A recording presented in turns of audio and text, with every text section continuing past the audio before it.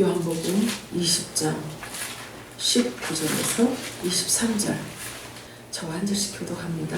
이날 곧 안식 후 첫날 저녁 때에 제자들이 유대인들을 두려워하여 모인 곳에 문들을 닫았더니 예수께서 오사 가운데 서서 이르시되 너희에게 평강이 있을지어다.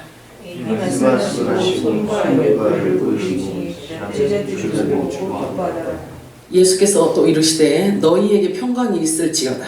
아버지께서 나를 보내신 것 같이 나도 너희를 보내노라. 이 말씀을 하시고 그들을 향하사 손을 내주며 이르시되 성령을 받아라. 다 같이요. 너희가 누구의 죄든지 사하면 사하여질 것이요 누구의 죄든지 그대로 두면 그대로 있으리라 하시니라. 오늘도 성령님께서 교회들에게 하시는 음성이 우리 모두에게 들려지기를 소망하며 축복합니다. 오늘 읽은 본문 말씀을 가지고 나도 너희를 보내노라, 나도 너희를 보내노라 라는 제목으로 우리 함께 은혜를 나눠보도록 하겠습니다. 오늘도 기록된 말씀을 통해서 내 자신이 어떤 존재인지를 확인하시고 더 깊은 통찰력으로 자신의 정체성이 더욱 분명해지고 확고하게 확립되어지기를 축복합니다. 그것이 분명해야 내가 교회 다니는 이유와 목적을 알게 되고 내가 이 땅에 존재하는 그 이유와 목적도 알 수 있게 되기 때문입니다. 아버지가 나를 보내신 것 같이 나도 너희를 보내노라. 성령을 받으라. 누가 누구에게 하시는 말씀인가요? 아들들에게. 맞아요. 그러면 지금 예수님께서 지금 나에게 하시는 말씀이랑 똑같은 거예요. 그죠? 그래서 잘 경청하셔야 돼요. 자, 예수님께서 제자들에게, 지체들에게, 빛의 아들들에게, 그리고 성령을 주시기로 약속된 자들에게 하시는 말씀이에요. 성령을 받을 자들에게 하시는 말씀이에요. 그래서 성령을 주시면서 나도 너희를 보내노라 라고 말씀하시는 거예요. 그 전에 먼저 가장 두렵고 힘든 상황일 때 제자들에게 찾아오신 거예요. 그래서 너희에게 평강이 있을지어다. 에이레네요. 이거는 하늘로부터 하나님이 주시는 평강을 말해요. 그래서 이 평강은 하나님과 연합되어서 하나 되는 평강입니다. 그래서 세상이 감당할 수 없는 하늘이 주는 평안, 하늘이 조종하는 그 마음, 그 마음에 하나님이 임하고 그 마음에 하나님 나라가 임한 그 평강을 말하는 거예요. 사실은 지금도 우리에게 이 평강이 필요합니다. 원하시는 저와 여러분에게 하나님께서 물부터 주실 줄 믿습니다. 예수님께서 말씀하셨죠. 아버지께서 나를 보내신 것 같이 나도 너희를 보내노라. 어디로 보내시는 걸까요? 이 아들들에게. 성령 세례를 받을 자들에게 어디로 보내시는 건가요? 요한복음 20장 22절 23절 읽어볼까요? 시작. 이 말씀을 하시고 그들을 향하사 숨을 내쉬며 이르시되 성령을 받으라. 너희가 누구의 죄든지 사하면 사해질 것이요 누구의 죄든지 그대로 두면 그대로 있으리라 하시니라. 죄를 사하러 세상으로 보내셨어요. 저와 여러분을 이 땅을 어둠의 이 땅을, 죄악으로 가득한 이 땅을, 사망으로 잡혀있는 이 땅을 그 어둠과 죄를 사하여 주라고 우리를 이 땅에 보내신 거예요. 이 말씀 하나로 저와 여러분의 신분과 정체성이요 온 세상에 뿐만 아니라 하늘에 또는 땅과 땅 아래까지 공식적으로 선포하시는 메시지예요. 이게 이 권세를 공식적으로 선포하시는 분이 누구신지를 우리가 분명하게 알아야 됩니다. 예수님이 누구신지 아는 자가 영생을 가진 자이고 아는 자가 바로 예수님과 한 몸으로 연합된 자이기 때문에 그렇습니다. 그래서 화목해하는 그 말씀을 받은 자가 이 권세를 받게 된 것입니다. 아는 그것이 바로 자신의 정체성으로 확립되어지기 때문에 반드시 나와 예수님과의 관계가 연합되어 하나 되어져야지만 되는 것입니다. 화목하게 하는 말씀이 뭔가요? 화목하게 하는 말씀이 예수님과 하나 되게 하는 말씀을 주어서 상대의 죄를 사하게 하고 주님과 화목을 더하게 해주는 새 언약의 말씀을 말하고 있는 거예요.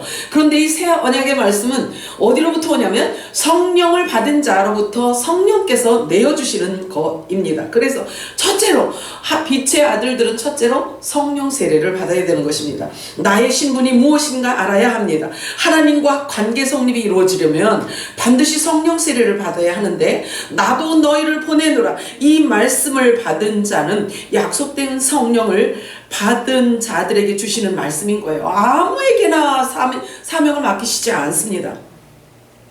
성령을 받은 자는 곧 하나님의 아들이라는 명분이 주어지기 때문에 그 즉시 신분의 변화가 주어지는 것입니다.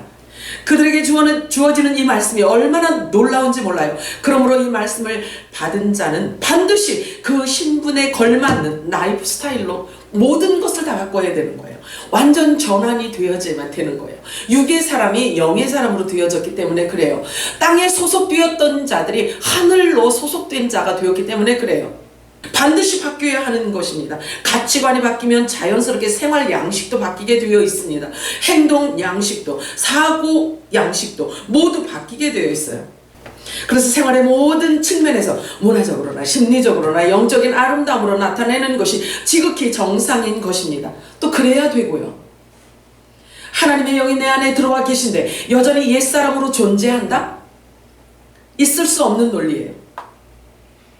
내 안에 영으로 와 계신 예수 그리스도, 그분이 어떤 분이시냐면 성경은 이렇게 설명해주고 있어요. 빌립보서 2장 6절에서 11절 말씀 읽겠습니다. 시작.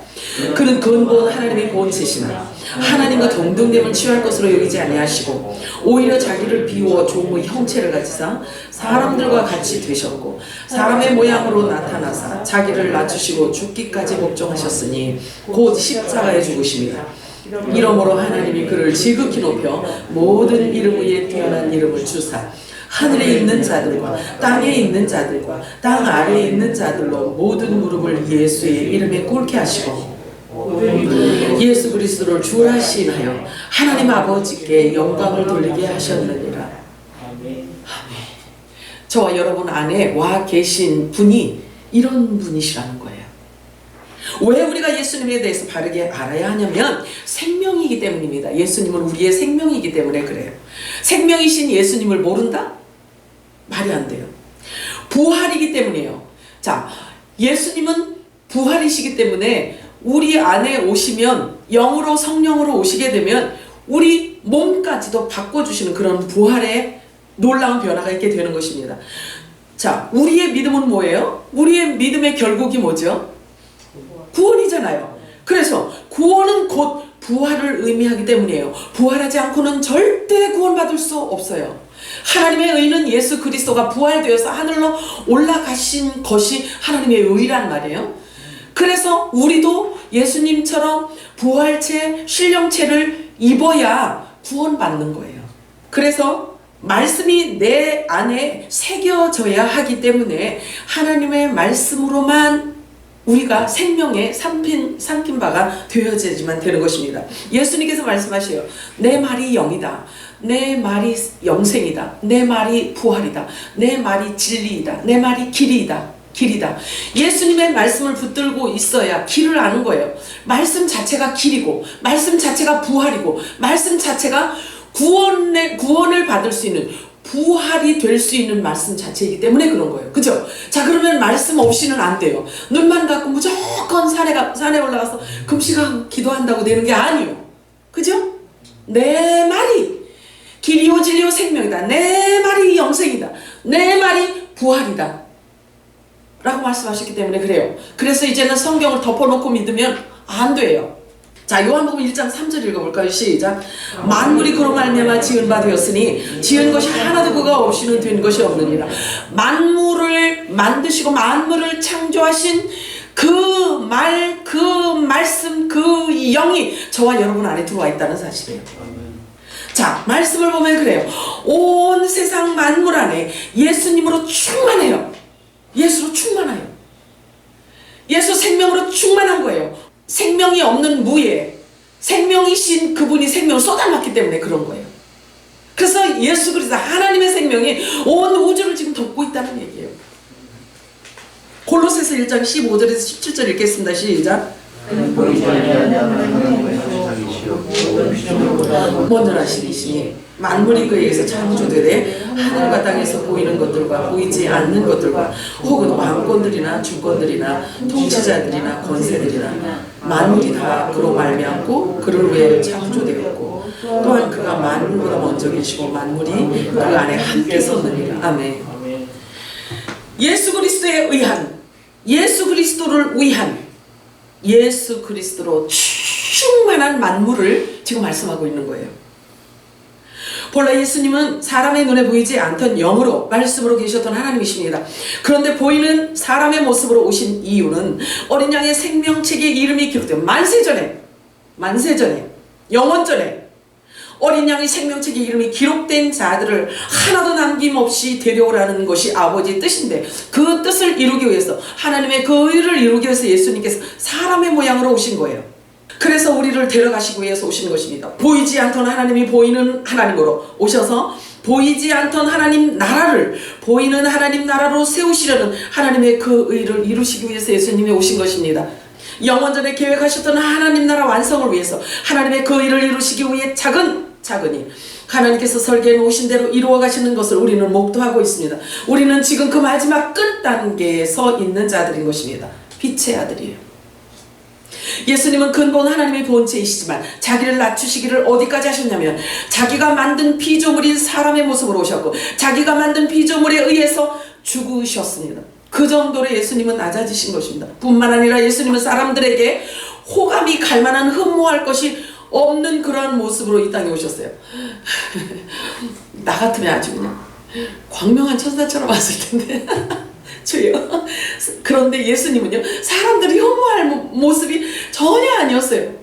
내가 어떻게 그걸 아냐고요? 예수님이 잘생겼는지, 이렇게 흠모할 것이 전혀 없는 모습인지 어떻게 알 수 있을까요? 성경이 말해주고 있으니까 아는 거예요. 성경이 그렇게 말씀하고 있어요. 이사야서 53장 2절 3절 읽어볼까요? 시작. 땅에서 나온 뿌리가 있어서 고운 모양이 없고 풍채도 없이 우리가 보기에 흠모할 만한 아름다운 것이 없다. 그는 멸시를 받아 사람들에게 버려졌으며 강물을 많이 입었으며 진리를 아는 자라 마치 사람이 유리에게서 물을 가리는 것 같이 멸시를 당하였고 우리도 그를 귀히 여기지 아니하니라. 사실 우리가 그 당시에 살지 않은 게 얼마나 감사한지 모르겠어요. 제가 말씀드리면서 정말 아슬아슬했어요. 예수님을 누구도 귀하게 여기지 않았다고 말씀하고 있어요.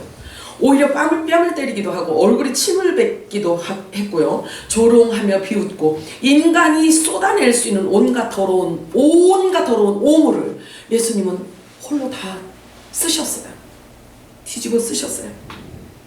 그리고 예수님은 본래 나이보다, 예수님 몇 살 때부터 공생애를 시작하셨나요? 30세부터 시작을 했죠. 네, 30세부터 시작을 했어요. 그런데 이 유대인들 눈에 볼 때 20살이나 더 먹어 보이는 50살로 보였어. 이거 보실래요? 요한복음 8장 56절 57절 시작. 너희 조상 아브라함은 나의 때 볼 것을 즐거워하다가 보고 기뻐하였느니라. 유대인들이 이르되 내가 아직 50세도 못 되었는데 아브라함을 보았느냐? 얼마나 흠모할 것이 없으면 20살이나 더 높이 보았을까요? 더 많게 보았을까요? 주여. 이 두 말씀으로 유추해 볼 때 사람들로 하여금 오빠 부대 만들 만큼의 인물이 아니었던 건 사실이에요. 사람이 눈이 높고 마음이 교만하면 진리의 지식에 이를 수가 없어요. 보여지는 것으로 판단하기 때문에 그렇습니다. 내가 누구와 친분을 갖고 싶어 하는지가 그 사람의 마음의 주소예요. 무엇을 중요하게 여기는지를 볼 때 그 사람이 정체성이 드러나게 되는 것입니다. 어디에 가치관을 두는지에 따라 그 사람 안에 있는 속사람을 말해주고 있거든요. 예수님을 믿는 자이든 믿지 않는 자이든 죽은 자이든 살아있는 자이든 하늘과 땅 아래 있는 모든 자들이 무릎을 꿇어야만 하는 분이 바로 예수님이세요. 예수님이 초림에 오셨을 때는 그렇게 흠모할 만한 모습이 전혀 아니더라 할지라도 이제는 놀랄 거예요. 예수님께서 오시면 만왕의 왕 심판주로 오시는 주님을 보고 정말 어찌 살아남을 수 있겠습니까? 하나님께서 예수님을 모든 만물의 으뜸으로 이미 세워놓으셨어요. 그래서 모든 자들의 무릎이 그분 이름 앞에 무릎을 꿇어야 합니다. 이건 하나님의 원리, 하나님 법칙이에요. 하나님 법이에요. 이런 분이 저와 여러분에게 그 권세를 주셨다는 사실이 믿어지시나요? 그래서 사람들이 동의를 하든 안 하든 상관이 없어요. 듣고 믿는 자는 그 아는 만큼. 예수님께서 하신 그 말씀을 사람들이 믿든 안 믿든 상관이 없어요. 믿음은 설득해 갖고 되는 게 아니에요. 믿음은 구원은 사정해갖고 되는 게 아니에요. 맨날 밥 사준다고 되는 게 아니에요.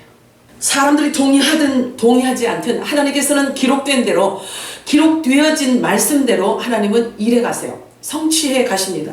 그래서 이미 하나님께서 세워놓으신 그 법대로 일을 하십니다. 아는 사람은 아는 만큼 순종의 길을 가게 되어 있고요. 그래서 순종의 열매를 맺게 되어 있어요. 모르면 불순종으로 인하여서 불순종으로 맺는 그 악의 열매를 맺을 수밖에 없어요.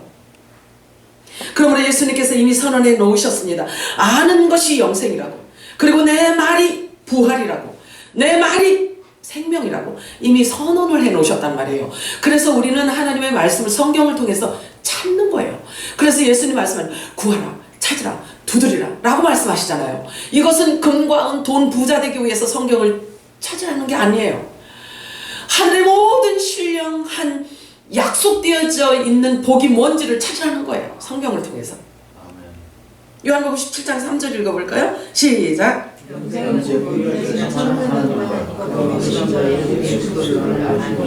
요한일서 5장 20절 읽겠습니다. 시작. 아는 것은 하나님의 아들이 이르러 우리에게 지각을 주사 우리를 참된 자를 알게 하신 것과 또한 우리가 참된 자고 그를 알 수 예수 그리스도 알려준 것이 그는 참 하나님이시요 영생이시라. 우리가 피조된 사람이, 피조물이 창조주 하나님을 찾아갈 수도 없고요, 찾아가서 알 수도 없어요. 피조된 인간으로서는요, 하나님을 알 수 있는 방법이 없어요. 길을 열어주시기 전에는. 주님이 찾아와 주시고 나는 이런 하나님이다 라고 말씀을 주시기 전에는 알 길이 없어요. 잘 아셔야 돼요. 자, 여기에서 안다는 뜻은 사람 편에서 노력으로 알아졌다는 말이 아니고 헬라어 원문에 기노스코라는 단어를 사용하고 있어요. 그런데 이 단어의 뜻은 뭐냐면 하나님께서 사람에게 자신을 드러내 주셔서 알게 되었다라는 뜻인 거예요. 영생은 영생을 가지신 분이 주셔야만 영생이 존재할 수가 있잖아요. 생명은 생명을 가진 자가 줄 때만이 그 생명이 존재할 수 있는 거예요. 없으면은 반드시 뭔가 있음이 와줘야만 있음으로 존재할 수 있는 거예요. 하나님은 영이셔요. 육은 영을 만들어낼 수도 없어요. 오히려 육은 무익하다라고 성경은 말씀하고 있는 거예요. 그럼 우리가 이렇게 육을 입었는데 어찌 부활해서 공중으로 올라갈고? 이런 것들이요, 하나님의 말씀으로 여러분 심령 속에 확 박혀 있어야 돼요. 하나님 우리 육체까지도 바꾸신다고 그랬지. 히브리서 말씀 보면 하나님의 말씀은 살았고 운동력이 있어 지금도 사람의 영을 수술하고 혼도 수술하고 골수도 쪼개서 수술하고 이렇게 사람을 완전히 변화시켜서 신령체로 데려가시는 거예요. 온 우주 만물을 말씀 하나로 선포하셔서 만물을 창조하신 하나님의 그 영이 우리 안에 들어와 있다는 사실이에요. 그러면 우리 육이 바뀌는 것, 우리 육이 변하는 것은 쉬운 거예요. 하나님 보시기에. 요한복음 6장 63절 읽어볼까요? 시작. 육은 무익하니라. 내가 너희에게 이른 말은 영이요 생명이니라. 잘 기억하셔야 돼요. 마음속에, 마음밭에 잘 심으셔야 돼요. 자, 고린도전서 15장 50절 읽겠습니다. 시작. 내가 이것을 말하노니 혈과 육은 하나님 나라를 이어받을 수 없고 또한 썩는 것은 썩지 아니하는 것을 유혹으로 받지 못하느니라. 그렇습니다. 사람의 가르침, 사람의 교훈, 학식은요, 썩는 것으로 먹이는 거하고 똑같다고 말씀하고 있는 거예요. 그래서 영적인 존재는 영의 양식을 먹어야지만 영이 건강해질 수가 있는 거예요. 반드시 하나님의 영이 임할 수 있는 조건이 성립된 자여야만 성령께서 임하실 수가 있는 거예요. 아들의 유전자가 있는 자에게 성령 하나님께서 임하십니다. 성령께서 내 안에 임해 주셔야만 영의 생명으로 존재할 수 있게 되는 것입니다. 성령이 어디 있다고 해서 우리가 막 쫓아다닌다고 해서 성령이 임하는 게 아니에요. 3년 반 동안 동고동락하면서도 제자들은요, 성령을 받기 전에는 예수님이 하신 천국 말씀에 대해서 알아듣지를 못했어요. 그러나 오순절날 이른비 성령이 오신 뒤에야 알고 깨달았어요. 그리고 성경은 우리를 하나님의 집이라고 하고 있어요. 사실은 제자들도 성령 세례 받기 전에는, 오순절날 성령이 임하기 전에는 예수님이 그렇게 영적인 말씀을, 하나님 나라 복음을 전했어도요 못 알아들어요. 우리도 마찬가지다. 우리도 마찬가지예요. 지금 혹시 그동안의 종교 생활 열심히 몇십 년 동안 종교 생활을 열심히 했기 때문에 이 정도면 됐지. 천국은 따놓은 당상이지. 라고 생각했다면요. 아니에요. 왜 그러냐면요. 하나님께서 제정해 놓은 계절이 있어서요. 그 절기에 따라서 늦은 비 성령이 임하게 되어 있기 때문에 그런 거예요. 주님의 재림 직전에 주시는 늦은 비 성령, 그 성령을 받아야지만 되는 거예요. 그래서 우리는 그동안에 실수해 왔다라고 볼 수 없어요. 후회할 일은 아니에요. 열심히 주님을 섬기고 인간의 의로 열심히 섬긴 이것 또한 그것조차도 하나님께서 허용하셨다는 거예요. 그래서 이제는 후회할 것이 없어요. 우리에게는요. 그래서 우리를 부르신 부름의 상을 향해서 이제는 성령의 이끌림 받아서 가면 되는 거예요. 아멘이죠? 고린도서 3장 9절 읽겠습니다. 시작. 하나님의 동역자들이여 하나님의 하나님이 집이라는 뜻은 하나님이 나의 주인이라는 뜻인 거예요. 그런데 그분의 집에는 반드시 갖춰줘야 할 것이 있는데요. 그것이 바로 진리의 말씀인 거예요. 그것은 소망의 확신과 자랑이라고 말하고 있어요.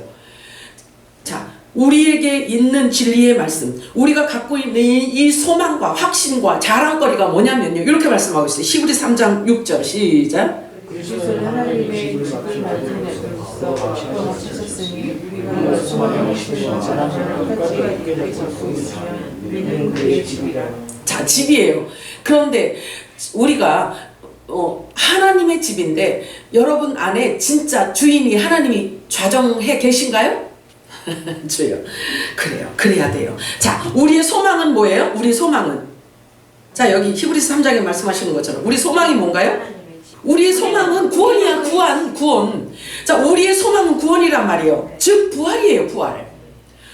우리의 소망은 부활이에요. 자, 그러면 우리가 자랑할 것은 무엇일까요? 우리가 자랑할 것은 무엇일까요? 성경은 우리가 자랑할 것이 무엇인지를 가르쳐주고 있어요. 내가 내 머릿속으로 생각하고 있는 내가 어디 사람들 앞에서 막 이렇게 막 이야기하고 막 자랑하고 이러는 거 있잖아요. 그런데 성령 세례 받은 자들에게 무엇을 자랑해야 되는지에 대한 그 자랑거리도 가르쳐 주신다고요. 자, 고린도전서 1장 30절과 31절 읽어볼까요? 시작. 너희는 하나님으로부터 나와서 그리스도 안에 있고 예수는 하나님으로부터 나와서 우리에게 지혜와 의와 거룩함과 권능을 주시니 기록된 바 자랑하는 자는 주 안에서 자랑하는 것 함께 하리라. 자, 우리의 소망이 무엇이며 우리의 자랑할 것은 무엇인지에 대해서 확증되어지면요. 자, 이 말씀대로 하는 거예요. 우리가 그리스도 안에서 얻은 지혜와 그리스도 안에서 의롭다함을 얻은 것과 그리스도로 말미암아 우리가 거룩하게 되어짐과 성령 세례를 받아서 우리가 구원함을 받았다는 이것이 우리가 자랑거리예요. 아멘이죠? 자, 그렇다면 이 자랑거리, 이 메시지, 우리가 자랑해야 되는 이 분명한 메시지가 우리 안에 심겨졌다라고 한다면, 확증되어졌다면 인간의 의로움은 반드시 그 말씀으로 태워 없애버려야 돼요. 인간의 의는 누더기 오시기 때문에 그렇습니다. 심판의 말씀은 불로 임하십니다. 이 마지막 때 하나님의 말씀은 불로 임하십니다. 그래서 거룩하고 깨끗하고 의롭고 부활의 영을 주셔야 되기 때문에 죄 있는 그곳에 성령께서 임하실 수가 없는 거예요. 그래서 말씀으로 임하시는 성령 하나님은요, 그 안에 죄의 잔재를 다 태워버리세요. 그래야 거룩하신 성령이 임하실 수 있기 때문에 그렇습니다. 갈라디아서 3장 14절 읽어볼까요? 시작. 그리스도 예수 안에서 아브라함의 복이 일반인에게 미치게 하고 또 우리가 믿음으로 말미암아 성령이 약속하게 하리라. 성령이 주어지는 자, 성령 세례를 받을 수 있는 자들은 이미 약속이 되어 있어요. 아버지하고. 아버지가 성령 세례를 주시겠다라고, 성령을 주겠다라고 하는 만세전에 택한 하나님의 아들들이 있다는 얘기예요. 그들에게 성령이 임한다는 이야기예요. 에베소서 1장 4절 5절 읽어볼까요? 시작.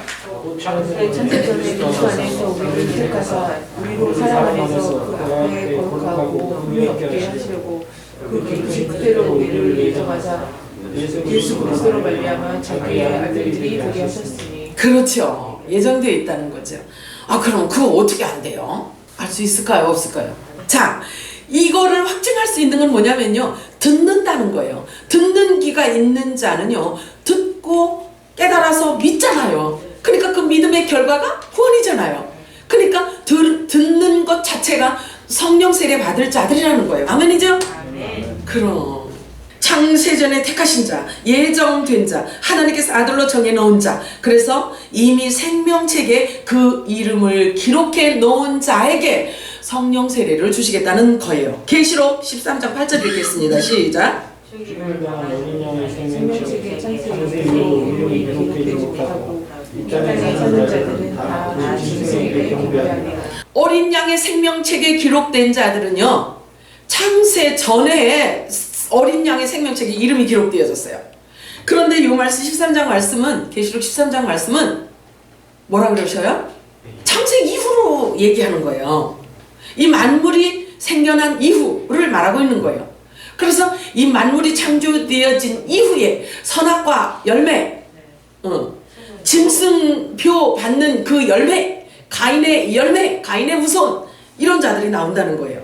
자, 계시록 21장 27절 읽겠습니다. 시작. 무엇이 숨겨진 것이나 가져가는 자는 자는 그들을 오직 어린 양의 생명책에 기록된 자는 아멘. 이 어린 양의 생명책에 기록된 자들은 창세 전에 기록된 자들인 거예요. 자, 농부이신 하나님께서 이 땅에 예수님을 보내서 뿌려놓은 그 좋은 씨들이 이제는 가을절기, 나팔절, 추수절기가 가까웠기 때문에 그 아름다운 열매들을 거두시기 위해서, 하나님께서 거두시기 위해서 드디어 늦은 비 성령을 한량없이 지금 부어주고 계신 거예요. 믿으시기 바라요. 아버지가 나를 보내신 것 같이 나도 너희를 보내노라. 이 말씀은 받을 자만 받게 되어 있는 거예요. 그러나 받아야 할 자는 반드시 허락하십니다. 그래서 하나님은 지체된 신부들을 한 사람도 잃어버리지 않으시고 약속 한 사람도 잃어버리지 않겠다는 약속이 있는 거예요. 그래서 확신과 믿음을 갖고 기도하시기 바랍니다. 그러므로 우리는 기록된 말씀 자체가 우리에게는 소망이고 생명인 거예요. 뭘 믿겠냐고요? 말씀밖에. 하나님 나라의 비밀을 이제는 더 이상은 비밀로 하나님께서 덮어놓으실 수가 없어요. 왜? 추수해야 되기 때문에. 그래서 늦은 비 성령을 부어주셔야 되기 때문에. 하나님이 급하신 거예요. 우리가 그릇 쓸 준비만 하면 되는 거예요. 하나님께서 절기로 모든 시간표를 짜놓으셨기 때문에 하나님은 시간표대로 일을 하시잖아요. 그런데 하나님의 시간표가 뭐냐면요, 7절기예요. 7절기. 예수님께서 말씀하신 나도 너희를 보내노라. 예수님 급하셔요. 나도 너희를 보내노라. 성령을 받으라 말씀하셔요. 늦은 비 성령을 받은 자들아, 깊은 데로 가서 그물을 내려라. 깊은 데로 가서 그물을 내려라. 이른 비 늦은 비는 분명히 하나님께서 정해진 때에 내려질 것을 성경은 기록해 놓으셨습니다. 아무 때나 임하지 않아요. 늦은 비 성령, 이른 비 성령은요, 아무 때나 이렇게 막 내리는 게 아니에요. 이른 비 늦은 비라는 표현은 하나님을 농부로 비유하셨기 때문입니다. 농부이신 하나님은 이 지구 땅을 토대로 해서 농사를 지으시는데 그 모든 계획을 절기 속에 담아 놓으시고 성취해 가고 있습니다. 이 절기, 이 계절은요, 하나님께서 제정해 놓으신 이 절기는요, 봄, 여름, 가을, 겨울 이렇게 계절을 따라서 가고 있는 거예요. 가고 있어요. 그래서 아이고 하나님 좀 기다려주세요. 추수를 좀 더 있다 해주세요. 천년 후에 해주세요. 이래 갖고 되는 게 아니에요. 하나님께서 하늘 법으로 만들어 놓으셨기 때문에 그래요. 그래서 절기 따라 주님은 일을 하나님은 일하고 계시는 거예요. 그래서 하나님의 시간표를 잘 따라갈 수 있는 자가 복된 자인 거예요. 그래서 주님과 동행한다라는 말이 그 말인 거예요. 자, 하나님과 동행한다라는 것이 뭐라고 생각하시나요? 하나님과 동행한다. 에녹이 하나님과 동행했대요. 말씀대로 살고 그리고 연합된 거 맞습니다. 자, 그런데요, 때를 정확하게 아는 것, 그래서 때를 정확하게 알아서 하나님의 그 시간표가 가는 대로 내가 갈 줄 아는 이것이 하나님과 동행하는 거예요. 주님과 이렇게 동행하는 거예요. 그렇죠? 연합된 자를 말하고 있죠. 그치? 그럼 주님이 나를 놓지 않고 주님이 나를 붙들고 가시면 모든 진리 가운데로 우리를 끌어가시는 것, 그거 자체가 하나님과 동행하는 거예요. 지금 저와 여러분이 하나님의 말씀을 듣고 이 말씀을 마음밭에 새기는 것, 이거 자체가요, 그 말씀이 가는 곳까지 우리가 가는 그것이 하나님과 동행하는 거란 말이에요. 여호와의 절기는 하나님 나라의 비밀, 모든 성경을 다 담고 있습니다. 잘 기억하세요. 제가 절기를 자주 얘기할 거예요. 주님이 자꾸 하기를 원하세요. 자, 봄절기는 지나갔어요. 봄절기는 언제라고 했죠? 봄절기는 초림이라고 해요. 초림, 그냥 쉽게. 자, 봄절기는 예수님의 초림이에요. 그러면 여름은 뭐죠? 여름절기는요? 넉 달 기간 성령이 이방인 신부들을 만들어내는 기간을 여름이라고 해요. 그러면 가을은 뭐죠? 나팔절, 추수절기인 거예요.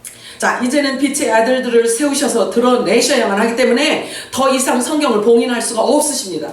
이제는 다 드러내셔야만 됩니다. 그러므로 심판은 시작되었다고 보면 돼요. 진리가 드러난다는 것은 비진리를 붙들고 있는 자들에게는 심판 자체인 거예요. 그래서 하나님의 집부터 심판은 시작이 된다고 말씀하고 있어요. 계시록 22장 10절 읽어볼까요? 시작. 또 내게 말하되 이 두루마리 예언의 말씀에 인공하지 말라. 내가 옳지. 자, 이때는 가을을 말하고 있어요. 예수님 재림을 말씀하고 있어요. 그래서 가을절기, 나팔절이 가까워 왔을 때는요, 하나님의 말씀을 막을 수가 없어요. 자, 베드로전서 4장 17절 18절 읽겠습니다. 시작. 하나님의 주에서 심판을 시작하게 되었나니 만일 우리에게 먼저 하면 하나님의 복음을 순종하지 아니하는 자들에게 그 마지막은 어떠하며 또 의인이 겨우 구원을 받으면 경건치 아니하는 자는 죄인을 우리에게 소리요. 자, 우리가 먼저 읽어왔을 때 각 개인을 하나님의 집이라고 했죠. 그지?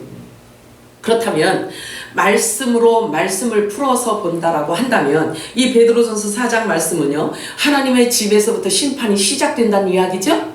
내 안에 내 안에 진리가 없었어요. 그런데 진리가 내 안에 들어왔어요. 진리의 성령이에요. 자, 진리의 성령께서 내 안에 들어왔어. 그러면 내 안에 먼저 심판을 받아.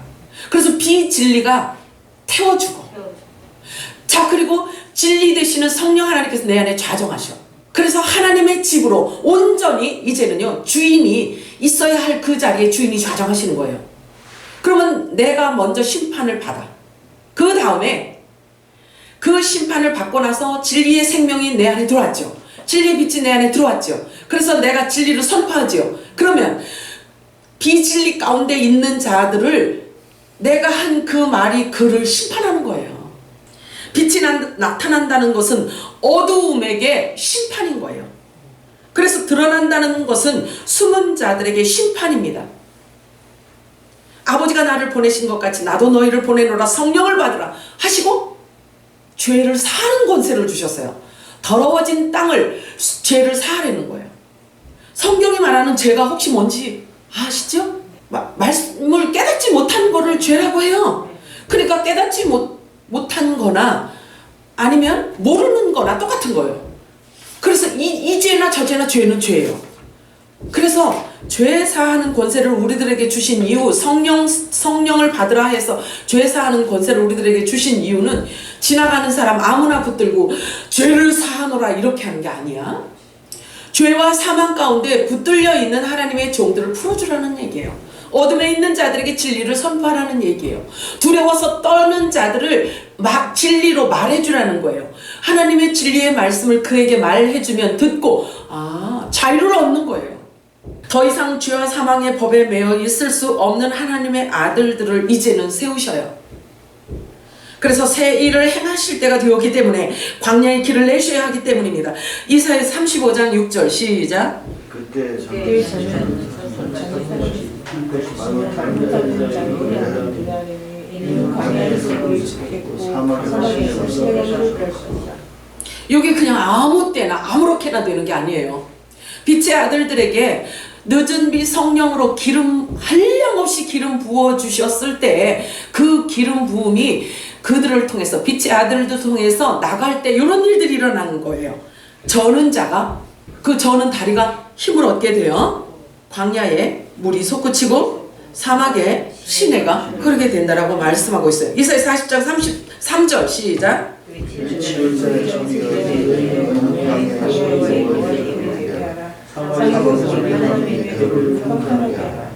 아멘이죠. 이거는 뭐 저기 누구 아무개가 할 일이 아니에요. 빛의 아들들에게 주시는 이 어명이 지금 떨어지는 거예요. 자, 이사야 43장 19절 20절 읽겠습니다. 시작. 그것을 알지 못하겠느냐. 반드시 내가 광야에 그리고 사막에 강을 내리니 장차 그치는 곧 수명과 파도도 다른 자를 도는 것은 내가 광야에 그를 사막에 강물을 내어 내 백성 내가 택한 자에게 알게 할 것이다. 할렐루야. 할렐루야. 그렇습니다. 하나님께서 새 일을 행하신다고 말씀하셔요. 새 일을 행하신다라고 말씀하시고, 그리고 새 곡식, 묵은 곡식을 버리고 이제는 새 곡식을 먹도록 새 포도주를 우리들에게 끊임없이 지금 먹여주고 계시는 거예요. 이 일을 해야 되기 때문에 그렇습니다. 이사야서 55장 1절 읽습니다. 시작. 모든 목마른 자들아 물러 나오라. 돈 없는 자도 오라. 너희는 와서 사 먹되 돈 없이 값 없이 와서 포도주와 젖을 사라. 아멘. 계시록 22장 17절 읽습니다. 시작. 신부가 말씀합니다. 오라 하시는 듣는 자도 오라 할 것이요 목마른 자도 올 것이요 또 원하는 자는 값없이 생명수를 받으라 하시더라. 아멘. 자, 요한복음 7장 38절 시작. 나를 믿는 자는 성경에 읽어봤지 그 교회에서 그의 병을 넘어가리라. 아멘. 진리의 성령께서 오시고 성령 세례 받은 자를 통해서 그 진리가 그 성령께서 하나님의 말씀을 계속 꺼내는 거예요. 계속. 그 영원한 생명을 성경 말씀에서 계속 꺼내서 나는 그 통로가 되어서 이 기름이 이 배 생수의 강이 저와 여러분을 통해서 이렇게 나가는 거예요. 통로가 필요하단 말이에요. 성령님도. 자, 생명수 강이라는 것은요, 이 생수의 강이라는 뜻은 뭘 얘기하냐면 성전에서 나오는 새 언약의 천국 말씀을 말하고 있어요. 성전에서 나오는 물은 전부 다 생수예요. 생명수예요. 성령 세례를 받은 자들은요, 우리 안에 성전이 이루어진 거예요. 우리가 성령이 거하신 성전이라고 말씀하고 있잖아요. 고린도전서. 그죠? 그러면 우리에게서 쏟아 나오는 것은 그 성전이 아름답게 되어진 자들에게서 나오는 것은요, 생명수예요. 그래서 이렇게 표현하고 있는 거예요. 네 배에서 생수의 강이 쏟아질 거라고 말씀하고 있는 거예요. 그러면 하나님께서 이렇게 부어주시겠다는 얘기예요. 인간의 힘으로, 인간의 노력으로 되어지는 게 아니기 때문에. 그죠? 이거는 언약이라고, 약속이라고요. 그래서 말씀을 깨닫고 이 말씀을 붙들고 있으면 이 말씀에 따르는 역사가 일어나는 거예요. 성령의 기름 부음을 받은 하나님의 자녀들은 만왕의 왕께서 주신 그 권세를 가지고 이 마지막 때에 이 땅에서 아버지의 일을 잘 드러내야 돼요. 그리고 마무리를 잘 해야지만 되는 거예요. 자, 고린도전서 2장 10절 읽어볼까요? 시작.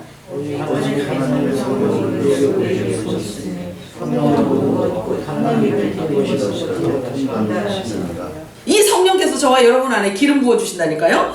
자, 요한일서 2장 20절 시작.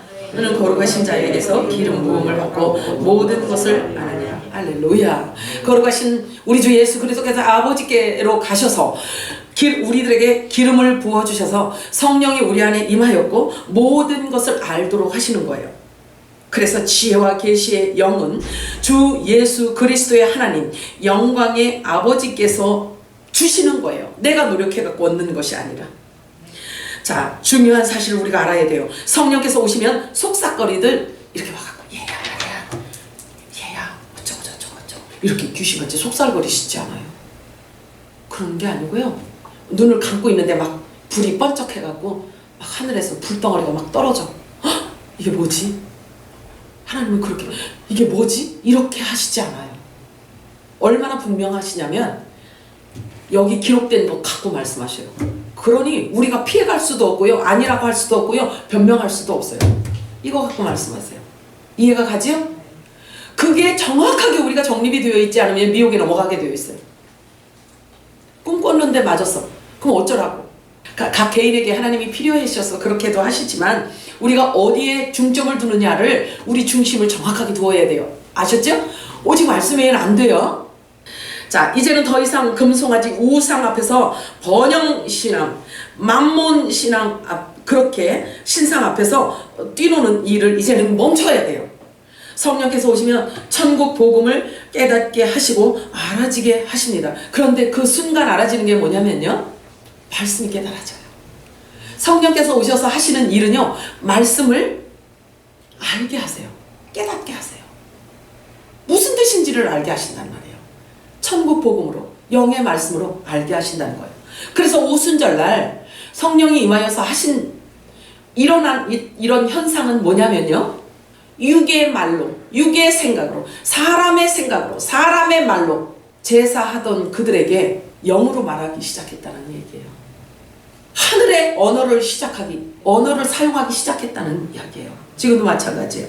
자, 예수님께서 이미 초림 때 오셔서, 성령께서 우리에게 오셔서 성령님이 하시는 일은 뭐냐면요, 예수님이 초림 때 오셔서 하신 모든 말씀을, 그 말씀을 갖고 알게 하셔요. 이거는 그렇게 말씀하셔. 이거는 이 율법을, 이 구약 율법을 이루신 거구나. 이 말씀은 계시록을 이루기 위해서 이렇게 하셨구나. 이렇게 알아진다고요.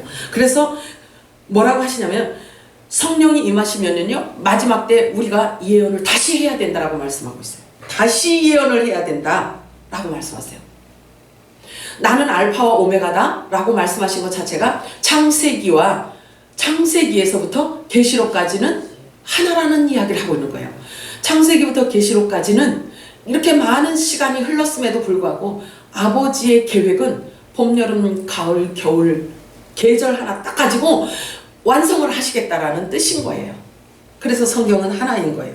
이 마지막 때 성령 받은 자와 영적 예배를 하나님께서는 회복하시기를 원하십니다. 빛의 아들인 요셉을 보세요. 요셉은 빛의 아들의 모형이에요. 그런데 요셉은 세상으로 상징하는 애굽으로 가게 됐잖아요. 자기가 가고 싶어서 간 게 아니에요. 자기가 가고 싶어서 간 게 아니야. 형들의, 종들에 의해서, 그죠? 11형제는 종들이잖아요, 그지? 종을 의미하는 그 종들에 의해서 빛의 아들이 세상으로 내던져져 거기로 가게 돼요. 거기로 팔려가게 됩니다. 그런데요, 요셉은 이런 이야기를 하죠. 형들은 나를 죽이기 위해서 이렇게 했지만 형들이 그런 게 아니고 하나님이 나를 보냈다, 이렇게 얘기를 하는 거예요. 그래서 나를 이곳으로 보낸 이유는 살리기 위해서, 그죠? 고센 땅을 예비하게 하기 위해서 나를 이곳으로 보냈습니다. 앞으로 가뭄이 계속 이렇게 있을 건데, 그래서 그 고센 땅을 예비하도록 하기 위해서 요셉을 세상으로 보냈다는 거예요. 예수님께서, 자, 그러면 예수님께서 저와 여러분에게, 나도 아버지가 나를 세상에 보낸 것처럼 나도 너희들을 보낸다. 어디로 보낼까? 세상으로 보내는 거예요. 세상으로 보내는 거예요. 그래서 양식이 없어 가난 영혼들에게, 심령이 가난한 자들에게 우리를 통해서 하나님께서 영의 양식을 퍼주고 싶다는 얘기예요. 아멘이죠? 부지런히 채우시기 바랍니다. 부지런히. 그래서 애굽 땅으로 갔지만 하나님께서 보냈다라고 말하고 있잖아요. 지금 이 시대에는 우리가 어디로 가야 하는가? 지금 이 시대는 우리가 어디로 가야 될까요? 하나님께서는 분리가 시작되었다고 말씀하셨어요. 사실은 매우 협착하고 좁은 길을 예상할 수밖에 없습니다. 지금은. 그래서 이제는 더 이상 악인은 의인의 회중에 들지 못하게 되어 있어요. 왜냐하면 거룩한 자는 더욱 거룩해져야만 하기 때문에 그래요. 그리고 깨끗한 자는 더욱 깨끗하게 하나님께서 입혀주셔야 하기 때문에 이제는 의인의 회 중에 악인이 그대로 존재할 수가 없어요. 떨어져 나가요. 견딜 수가 없어서. 그래서 악인은 영의 생명과 함께 연합할 수가 없습니다. 그래서 하나님께서 요구하시고 있어요. 지금 예배하는 자들에게 말씀하십니다. 하나님은 영이시니 예배하는 자가 영과 진리로 예배할지니라. 하나님은 영이시기 때문에 영과 진리로 교통하지 않고는 예배를 하나님께서 흥행하실 수가 없어요. 그래서 마지막 때 아버지가 원하시고 아버지가 찾는 예배 자체는요, 영과 진리로 드려지는 진리의 말씀과 성령의 기름 부음 받은 자들의 그 예배를 찾으신다는 거예요. 하나님과 영적 교통이 이루어지기 위해서는요, 우리가 반드시 성령의 기름 부으심을 받아야만 하는 것입니다. 자, 고린도전서 3장 16절 보실까요? 너희가 하나님의 성령과 하나님의 성령을 인하여 구하신 것을 알지 못하며. 자, 요한복음 16장 13절 시작. 그러나 진리의 성령과 너희를 보고 진리가 너희를 하시니 그가 자기가 말하지 않고 오직 듣는 것을 사랑하시니 장래의 일을 너희에게 알리시리라. 아멘. 성령의 기름 부으심을 받게 되면 예수님께서 말씀하신 그 모든 천국 비밀을 알게 됩니다. 그래서 아버지와 연합되어 한 마음이 될 수 있고, 아버지의 의를 이루기 위해서 우리가 기도도 할 수 있고, 아버지의 의를 이루기 위해서 모든 삶의 초점을 그렇게 맞춰가게 되어 있습니다. 성령으로 말미암아 예언을 선포하도록 빛의 자녀들에게 말씀하고 있어요. 자, 예수님께서 말씀해 놓으신 것으로 영원한 복음으로 우리에게 풀어서 말하라고 말씀하십니다. 계시록 10장 11절 읽겠습니다. 시작. 너희에게 말하기를 내가 만성과 나와 힘에게 하리라. 늦은 비 성령이 임하면 이렇게 다른 예언 다시 영원한 복음으로 바꿔서 성경에 기록되어진 자 이렇게 그 예언은 이거예요. 이게 지금 예언이라는 게 다른 예언이 아니에요. 많은 백성과 나라와 방언과 임금에게 다시 예언하여라 하리라. 이 말씀은 뭐냐면 성경 말씀을 종교 영이 다 잡아먹고 있던 그 성경 그 하나님의 말씀을 빼앗아서 영원한 질 그렇게 이야기하라는 거예요. 성경을 이야기하라는 거예요. 성경을 설명하라는 얘기예요. 그래서 예언을 한다는 뜻이 무슨 사적인 점을 친다는 말이 아니에요. 그래서 창세전에 하나님 나라의 비밀 이미 성경에 기록되어 있는데 그 말씀을 선포하라는 말씀인 것입니다. 그래서 성령으로 말미암아 예언을 선포하게 되는데요. 영적으로 하나님 나라 관점으로 아버지의 생각으로 할 수 있다는 거죠. 그렇게 하라는 거예요. 이제 우리는 영의 기도, 영의 방언의 기도를 많이 해야만 합니다. 방언 기도가 여러분들이 방언 기도를 받으신 분들은 내가 그걸 막 못하게 하는 건 아니에요. 그런데 영의 기도는 봤죠? 지난번에 영의 기도는요. 성경을 소리내서 우리 같이 합심해서 읽는 이것이 합심 기도야. 내 말이 영이라고 했잖아요. 그죠? 그래서 예수님이 하신 이 말을 우리가 이 말을 합심해서 읽고 이 말씀을 이제 합독해서 같이 읽고 이게 기도라고. 이게 기도고 하나님을 찬양하는 거고 하나님을 영화롭게 하는 거고 아버지를 자랑하는 거고 이게 소리내서 자랑하는 거라고요. 이게 노래고 찬양이고 자랑이고 그런 거예요. 이제는 이 마지막 때요. 당대에 물심판이 있기 전에 바로 직전에 노아를 일컬어 의인이라고 했어요. 그죠? 그 물로 심판하신 그 하나님께서 땅을 이렇게 하나님께서 이렇게 놔두신 이유는 또 불로 심판하신다라는 이게 하나님의 계획 안에 들어있어요.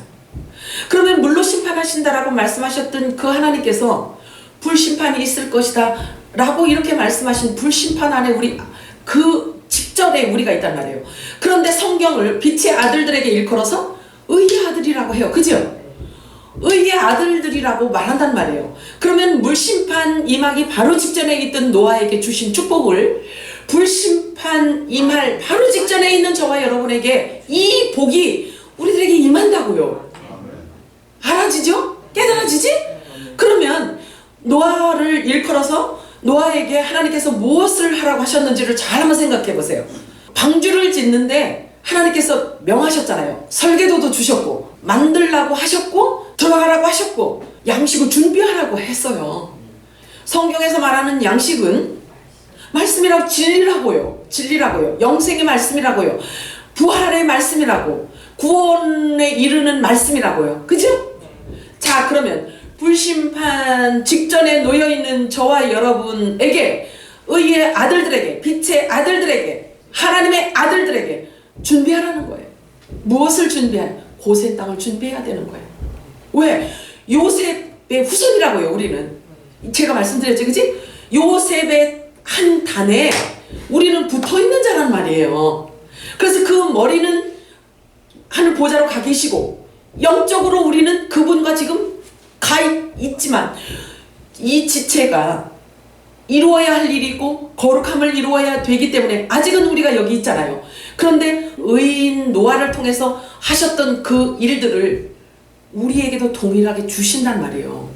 이것을 준비하려면 이 기름 부음이 얼마나 충만해요. 예수님이 받으시는 그 기름 부으심과 함께 우리들에게도 그렇게 임해야 되는 거예요. 그런데 그렇게 하나님이 하세요.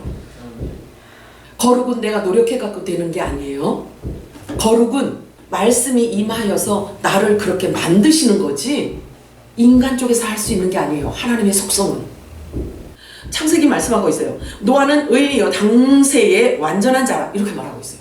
히브리서에 보면 우리들에게 도의 초보 죽은 신앙에서 벗어나라 이제 그리고 너희들 완전한 대로 가라 이렇게 말씀하신다. 그죠? 자 그러면 지금 이 당대에 저와 여러분을 의인이라 인쳐주시고 성령 세례를 우리들에게 주셔서 빛의 아들들로 우리를 세우셔서 마지막 때 하나님께서 일을 하시고자 하신단 말이에요. 그렇다면 우리가 얼마나 주님으로부터 받는 기름 부으심이 얼마나 충만해야 되냐고요. 정신을 바짝 차려야 되는 거예요.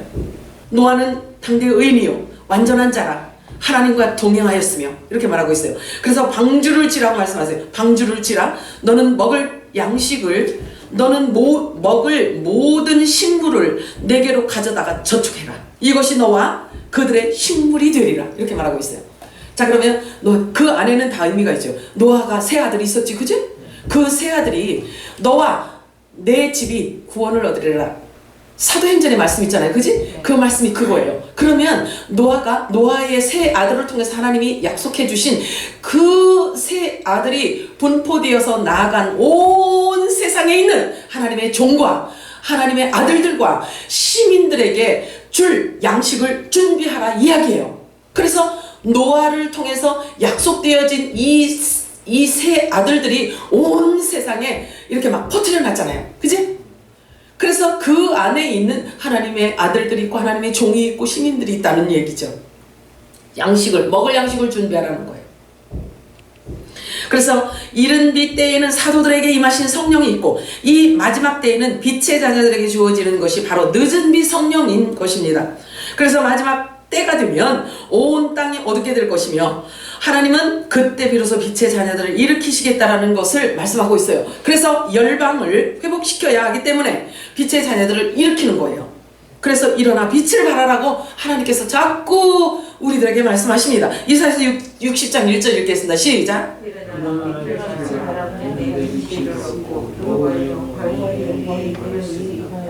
할렐루야. 빛이 임하였다는 것은 진리의 성령께서 우리 안에 오셨다라는 이야기를 말씀하고 있는 거예요. 아버지가 나를 보내신 것 같이 나도 너희를 보내노라. 성령을 받으라. 너희가 누구의 죄든지 삶에 사해질 것이요 누구의 죄든지 그대로 두면 그대로 있으리라 하시니라. 성경이 말하는 죄에 대해서 우리는 잘 알아야 돼요.